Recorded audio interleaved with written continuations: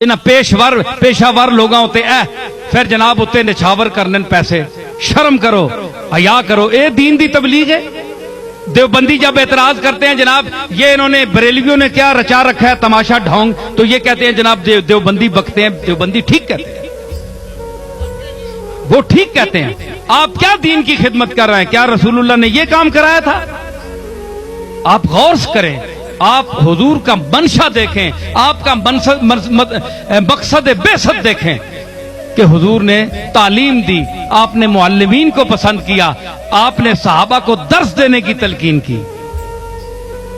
اللہ کا واسطہ ہے یہ اہل سنت کا طریقہ نہیں. احمد رضا صاحب نے اپنے ذوق میں کلام کہا تھا، آپ کو اجرت پر پڑھنے کے لیے کہا تھا. احمد رضا نے کیا کوئی اجرت لی تھی؟